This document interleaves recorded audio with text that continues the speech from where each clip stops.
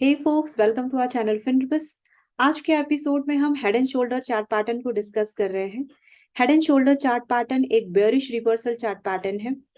इस chart pattern के साथ एंट्री कैसे लेनी है, एग्जिट कब लेना है, स्टॉप लॉस कैसे मेंटेन करना है, टारगेट क्या होना चाहिए head and shoulder chart pattern के साथ, इन सब को हम डिस्कस करेंगे वन बाय वन।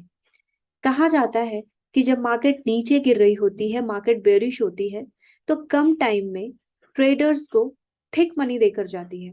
ओके, देखते हैं कैसे। अगर आपको भी जानना है कि गिरती हुई मार्केट में हम कैसे पैसा बना सकते हैं, तो इस एपिसोड को लास्ट तक आप जरूर देखें।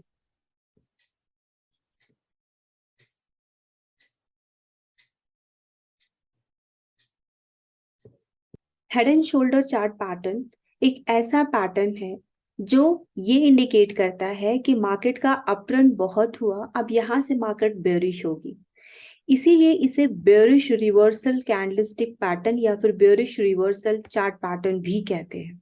ओके, अब ये पैटर्न का शेप कैसा हो, फॉर्मेशन कैसा हो, एंट्री कैसी हो, एग्जिट कब लेना है, कब हमें कैसा टारगेट बुक करना है, इन सब को हम डिस्कस कर रहे हैं वन बाय वन। स्टार्ट करते हैं फॉर्मेशन से, स्टार्ट करते हैं शेप से। Okay, suppose market up trend में चल रही है।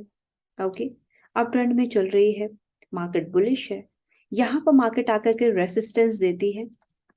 ओके, रेसिस्टेंस देती है जिसे हम कहते हैं R1, राइट।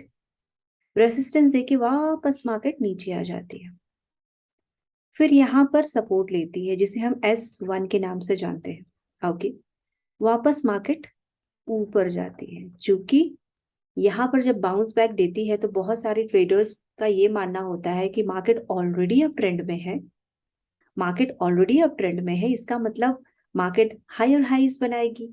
ओके, सो इस सेंस में जब मार्केट बाउंस बैक होती है तो बहुत सारे ट्रेडर्स, बहुत सारे इन्वेस्टर्स यहाँ पर एंट्री लेते हैं और डिमांड क्रिएट करते हैं। डिमांड कैसे क्रिएट होता है हम ऑलरेडी डिस्कस कर चुके हैं।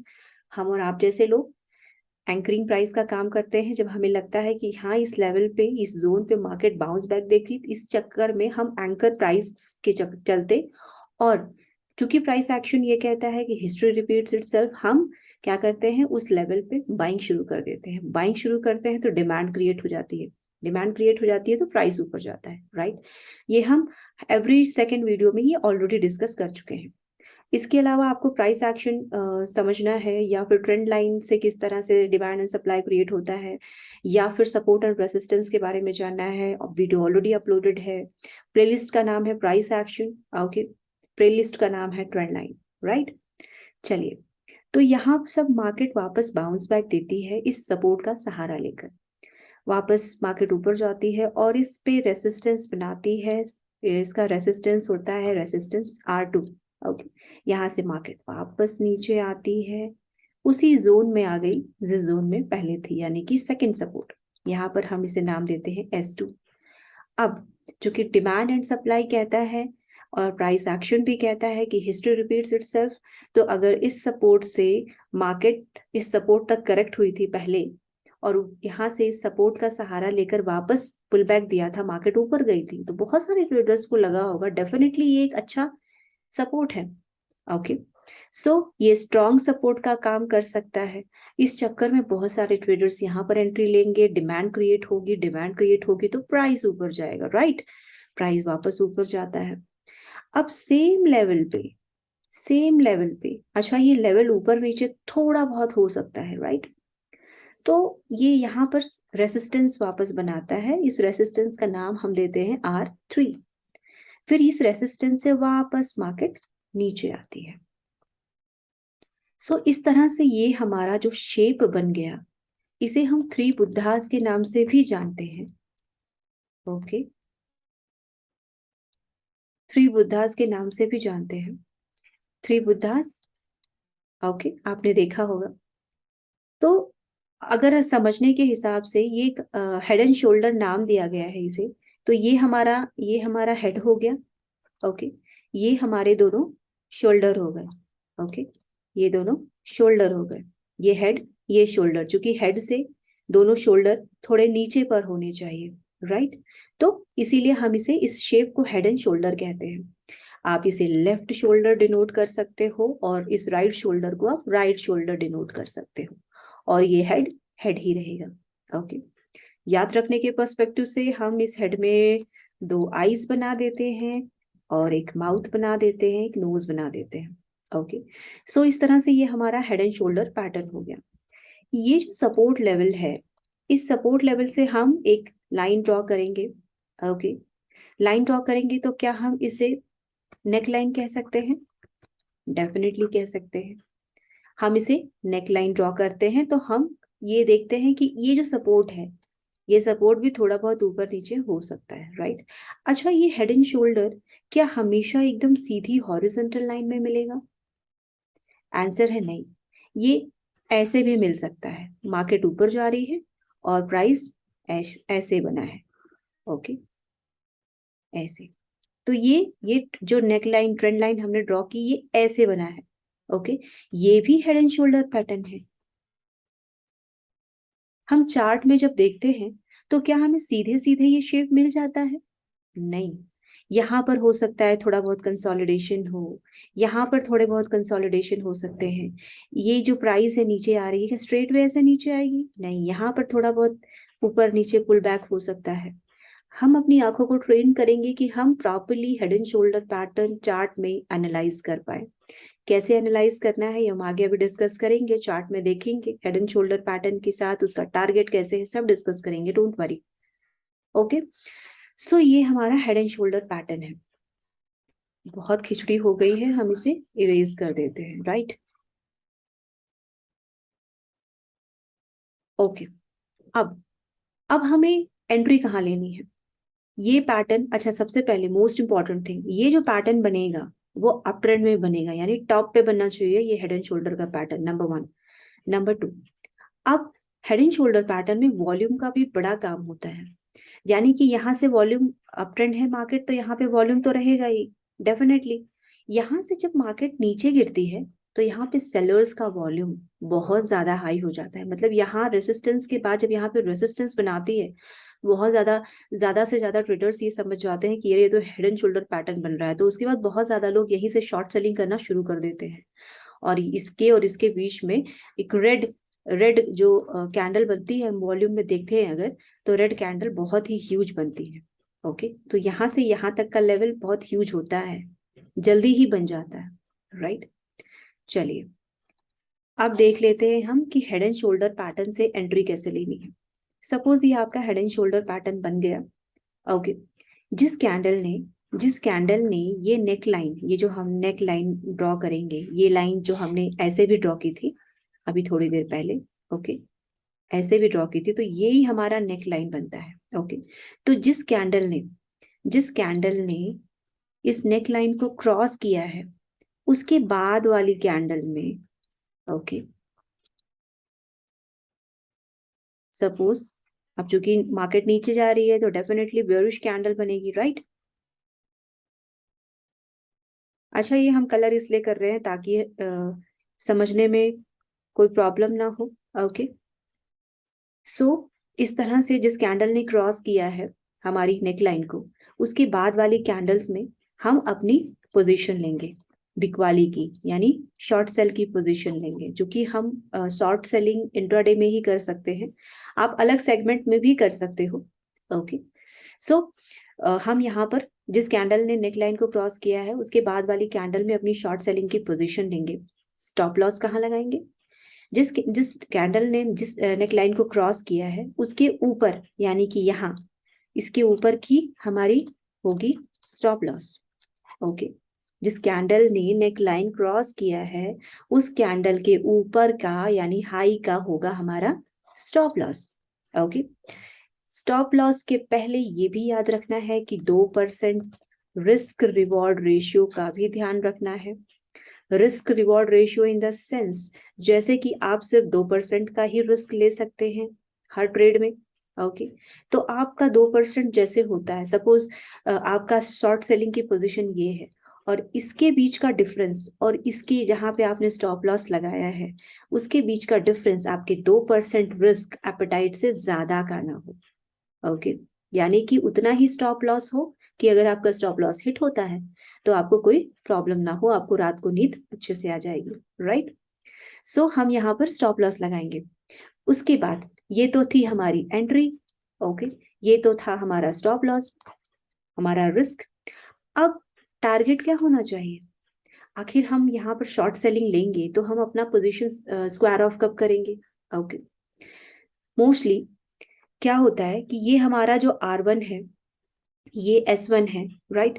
ये जो हेड की पोजीशन है ना, R2 की पोजीशन, और ये S1 की पोजीशन, इसके बीच की जितनी हाइट होती है, ये जो हाइट जितनी है, ओके, हेड की, उसका जो डिफरेंस है, यानी कि सपोज हम ये लाइन यहाँ ड्रॉ करते हैं अगर, ओके, ये 10 पॉइंट्स का है सपोज, हाँ, ये 10 पॉइंट का है, तो यहाँ जो 10 पॉइंट का गैप है, हाइट है इस हेड की, उसी हाइट को जिस कैंडल, ये जो हमारा नेक लाइन बनता है, अगर ये या ये हमारा नेक लाइन है तो यहाँ से, ओके, और ये हमारा नेक लाइन है तो यहाँ से, तो यहाँ से जो है 10 point, okay, same 10 points neck line से हमारा जो टारगेट होना चाहिए वो 10 पॉइंट्स का होना चाहिए, और इसके बाद हम अपनी स्क्वायर ऑफ करेंगे, ओके, अपनी पोजीशन स्क्वायर ऑफ करेंगे, सेटल करेंगे, राइट।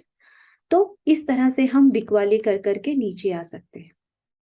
और यहाँ पर स्टॉप लॉस तो आपने लगा लिया, उसके बाद हर कैंडल के हाई का हम अपना स्टॉप लॉस ट्रेल कर सकते हैं, हाँ, ट्रेलिंग स्टॉप लॉस करते हुए हम नीचे आएंगे हर कैंडल के ऊपर का, यानी कि हाई, हाई का स्टॉप लॉस होगा हमारा। सो इस तरह से इस कैंडल, ये जो हमारा हेड बना है उसकी हाइट जो 10 पॉइंट्स की हमने अज्यूम किया है, उतना ही हमारा टारगेट होना चाहिए नेक लाइन से, राइट। इस तरह से हम हेड एंड शोल्डर पैटर्न के साथ एंट्री लेते हैं, एग्जिट करते हैं, टारगेट सेट करते हैं, स्टॉप लॉस इस तरह से लगाते हैं। बहुत ज्यादा जरूरी है कि इस कैंडल का, ये जो हमारा हेड एंड शोल्डर पैटर्न बना है, तो ये जो कैंडल्स है ना, ये जो हमारा पैटर्न बना है, शोल्डर के बाद हेड है, हेड के बाद फिर वापस शोल्डर है, इसके बीच में 7 या 8 कैंडल का गैप हो, ओके। अगर 7 या 8 कैंडल का गैप होता है, अब टाइम फ्रेम कोई भी हो सकता है, क्योंकि हेड एंड शोल्डर पैटर्न हर एक टाइम फ्रेम में बन सकता है। आपका विजन क्या है? आप इंट्राडे ट्रेडर हैं,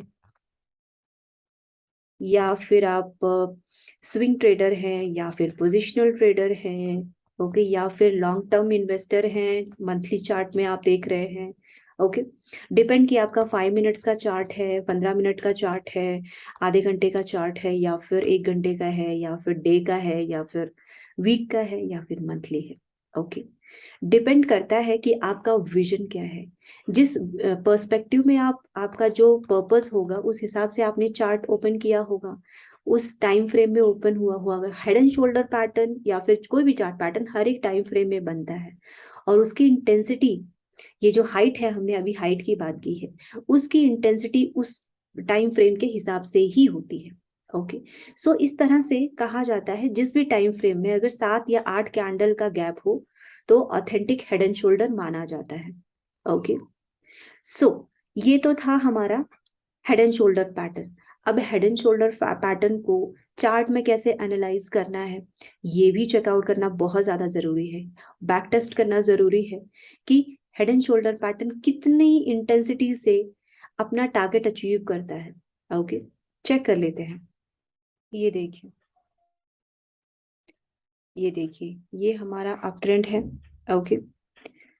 यहाँ पर हमें टॉप में हेड एंड शोल्डर पैटर्न बन रहा है, ये आप देख रहे होंगे। ये हमारा पहला शोल्डर है, ये हमारा हेड है, ओके। फिर सेम लेवल पे ये हमारा राइट शोल्डर है, ओके। ये लेफ्ट शोल्डर, ये राइट शोल्डर, और ये हमारा हेड है, ओके। इस तरह से हेड एंड शोल्डर पैटर्न हमें देखने को मिल रहा है।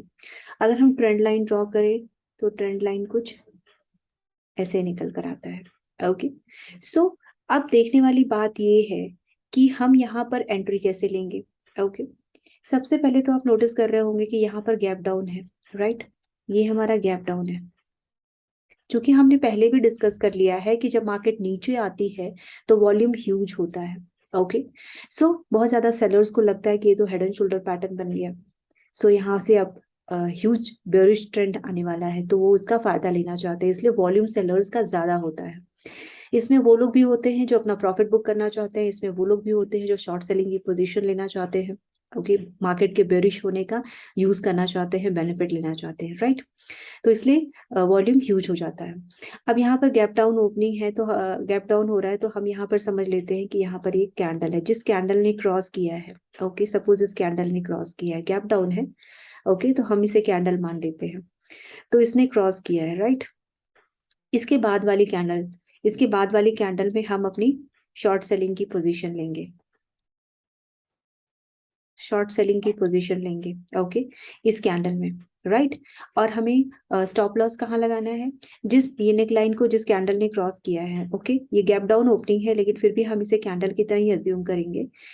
हम नेक लाइन के ऊपर की जो हमारी कैंडल है, ओके, उसके ऊपर का हम स्टॉप लॉस लगाएंगे, ओके, इस तरह से। अच्छा, स्टॉप लॉस के बाद हम 2% रिस्क रिवॉर्ड रेशियो का भी ख्याल रखेंगे कि आपके रिस्क एपेटाइट के हिसाब से रिस्क कितना मेंटेन आप कर सकते हैं। और उसके बाद हर एक कैंडल के प्रीवियस कैंडल का हाई का हम स्टॉप लॉस ट्रेल करते जाएंगे, राइट। इस तरह से हम कंटिन्यूअसली उस ट्रेंड के साथ बने रहेंगे।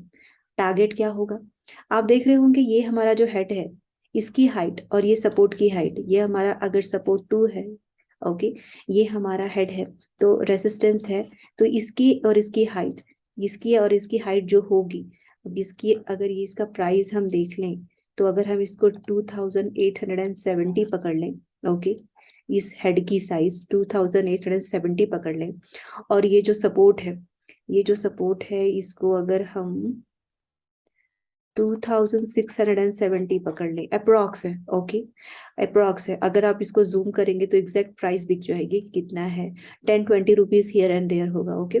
तो हम अप्रोक्स पकड़ रहे हैं 2670, ये नेकलाइन की हाइट और इसकी हेड की हाइट 2870, तो अप्रोक्स 200 का गैप, ओके। इस हाइट, ये हाइट कितनी है, 200 पॉइंट्स का गैप है।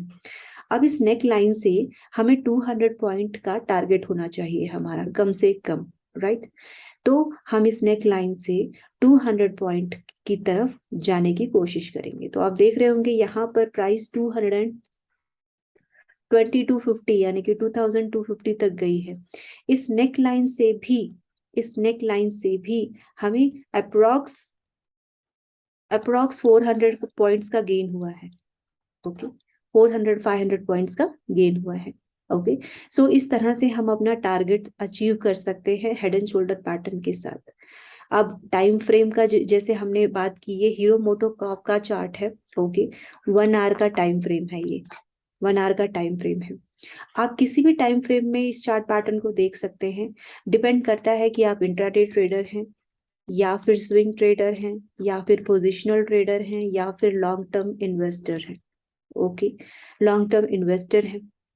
सो इस तरह के विजन के साथ आप इसमें अपने अपने पर्पस के हिसाब से, अगर आप लॉन्ग टर्म इन्वेस्टर हैं तो आप इस मंथली चार्ट में अगर इस हेड एंड शोल्डर पैटर्न को देखते हैं तो आप अपना प्रॉफिट पार्शली बुक कर सकते हैं कि हाँ, इसके बाद तो एक ह्यूज बेयरिश ट्रेंड आने वाला है, ओके।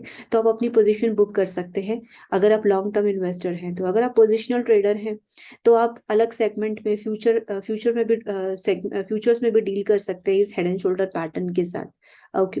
अगर स्विंग ट्रेडर हैं तो भी आप वैसे तो इंट्राडे की पोजीशन ले सकते हैं, शॉर्ट सेलिंग डे ट्रेडिंग में ही होती है इस कैश सेगमेंट में।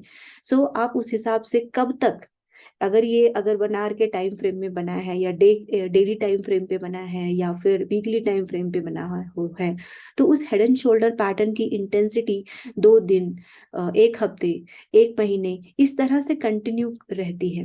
तो आप इन सारे चार्ट पैटर्न को देख करके आप कंटिन्यूअसली उसको कुछ दिनों तक शॉर्ट सेलिंग कर सकते हैं इंट्राडे में, ओके। सो इस तरह से अब आपने यहाँ पे देखा, यहाँ गैप डाउन हो गया था because head and shoulder pattern के बनने के बाद गैप डाउन हो गया था। तो इसका मतलब यही है कि ये पैटर्न कितना इंटेंस है कि यहाँ पर बहुत ज्यादा सेलर्स को लगता है कि ये तो एकदम स्ट्रॉन्ग बेयरिश ट्रेंड आ गया, ओके, सो इस तरह से ट्रेडर्स इस हेड एंड शोल्डर पैटर्न का यूज करके एक थिक मनी बनाते हैं। एकदम शॉर्टर पीरियड ऑफ टाइम में ह्यूज मनी देकर जाता है ये head and shoulder pattern. Okay, तो जिन लोगों को शॉर्ट सेलिंग करनी होती है, जिन लोगों को बिकवाली करनी होती है, ओके, जिनको अपना प्रॉफिट बुक करना होता है, वो लोग अगर टॉप में एक अच्छे खासे अपट्रेंड के बाद ये हेड एंड शोल्डर पैटर्न बनता है तो उसका बेनिफिट लेकर के प्रॉफिट बुक करते हैं या फिर शॉर्ट सेलिंग की पोजीशन लेते हैं। ओके, क्योंकि कहा जाता है कि इस चार्ट पैटर्न के बाद, head and shoulder chart pattern के बाद अगर टॉप में बनता है ये पैटर्न तो उसके बाद एक जबरदस्त बेयरिश ट्रेंड आता है। ओके, सो इस तरह से हमने आज के एपिसोड में चार्ट पैटर्न देखा हेड एंड शोल्डर का। हमने एंट्री कहाँ लेनी है, स्टॉप लॉस कहाँ लगाना है, टारगेट कैसे आइडेंटिफाई करना है, हमने चार्ट में भी एनालाइज किया। आज के लिए इतना ही, मिलते हैं नेक्स्ट एपिसोड में इसी तरह के कुछ इंटरेस्टिंग टॉपिक के साथ। तब तक आप फिनरबिस को लाइक करिए, शेयर करिए, सब्सक्राइब करिए। Thank you so much.